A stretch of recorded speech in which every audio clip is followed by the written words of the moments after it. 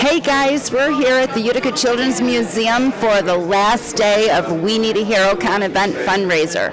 All proceeds from yesterday and today's event go to support the Utica Children's Museum. We have creators of all industries here. We have artists, actors, directors, authors, performers, you name it, they are here supporting this great cause.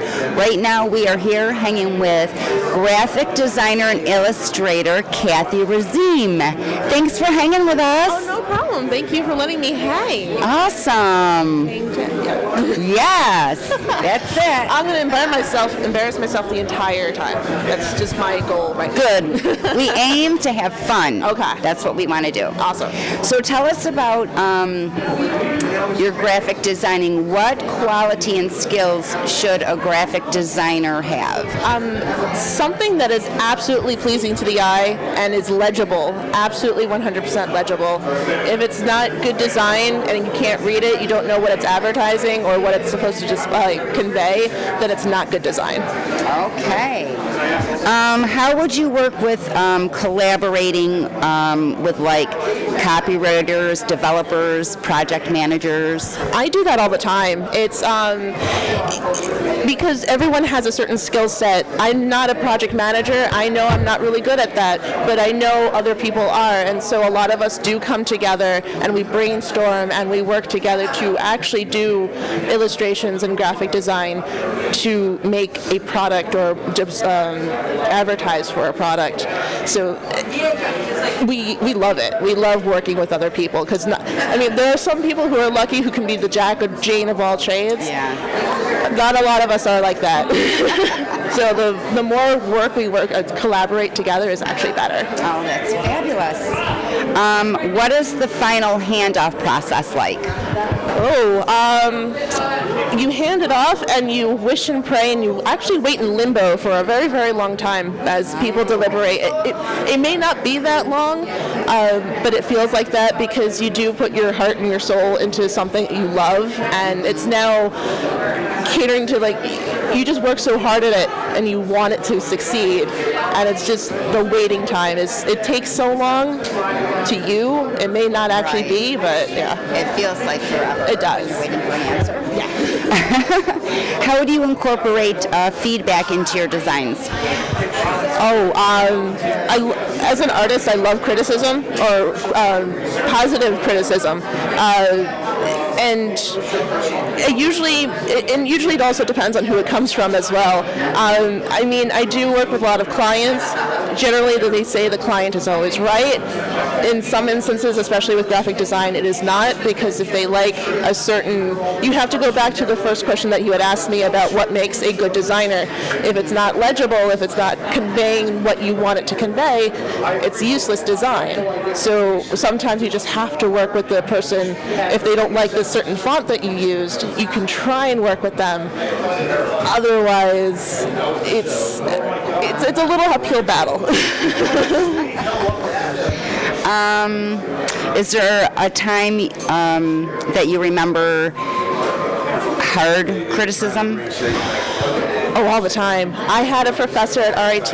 I love him absolutely. I have the greatest respect for him. But he was absolutely right, and he called out all the bad stuff in everyone's design or in everyone's work. But that's only to better us as people that could do good things. You want to do good, then you need to do good stuff. So he's made people cry. I've cried sometimes because it's a lot of work that you put into it, but it's not, that's the whole point of learning, is so you can do it right, and then you can break the rules. So I have absolute respect for him, absolute respect. Well, that's good. It didn't put a frown on a damper or sour taste in your mouth from doing what you love doing. Oh yeah, absolutely.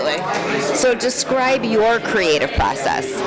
I like to doodle and sketch a lot. I tend to just kind of go into my little own world and just make things up as I go along. And a lot of it just starts from sketching. I have maybe books and books of just sketchbooks that are just filled with empty designs that never went anywhere. But it's because I'm either studying like the hands, I'm studying the feet, I'm studying typography, I'm studying placement.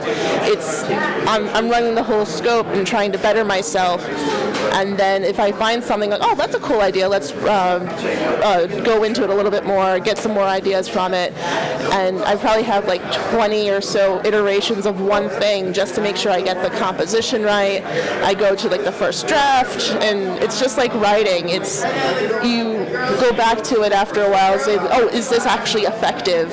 Am I telling the story with the illustration? Am I conveying what I want with this business card? Like, everything's the same. So it is very time consuming, but it's something that I love. So, but yeah, that's... What brands do you most admire, and how do they influence your work? Oh my goodness. I don't really have a favorite brand. My sisters and my mom can tell you that absolutely, because I was never like into clothing brands or like bag brands, or it's whatever looks good. So I don't really have a brand that I follow.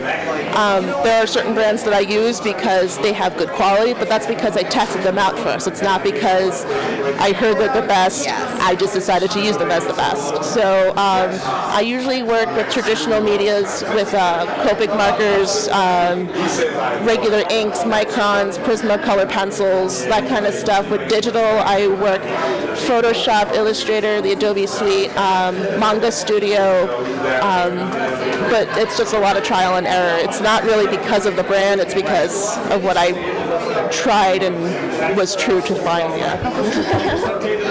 So let's say you're going to design a new logo for our company. Let's show you what we have. Do we have something with our logo? Was it the 3 people? It is. Okay. I remember looking that up. How would you design our look?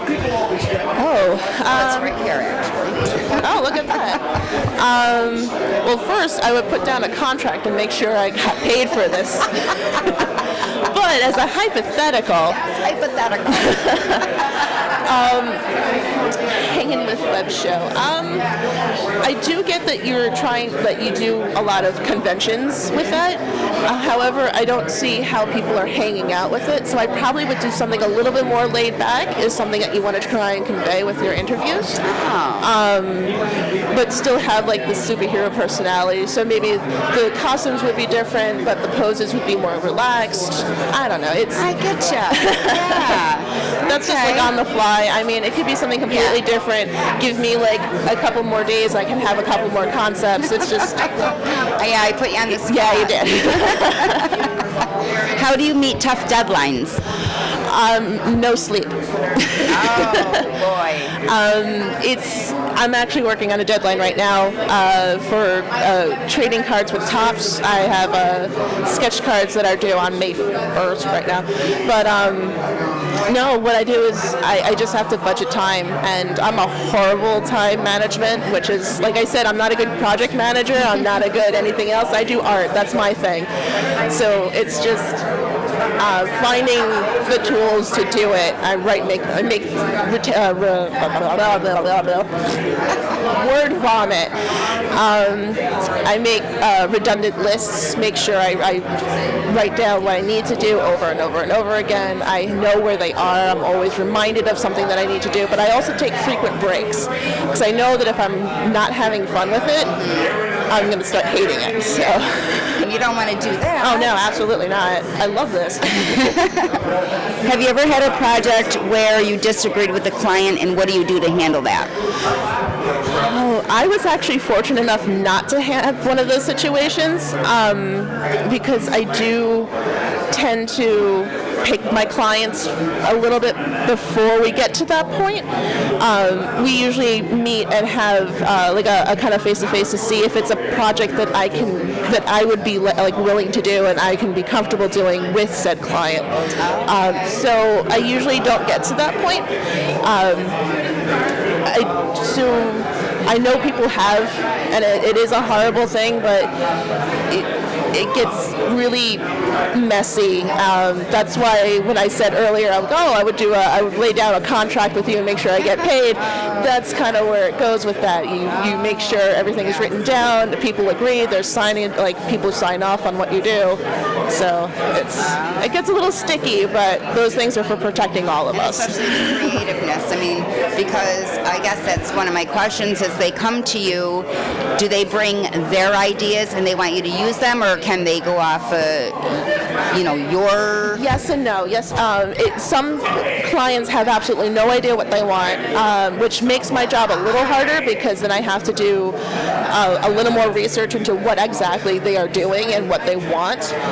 But other creators, other clients have an idea, and I can definitely jump off, like use it as a jumping off point and be like, oh, we could do this and we could do this. And it's definitely, I like someone when they can bring something to the table, because I love brainstorming and I love working with the client to do so.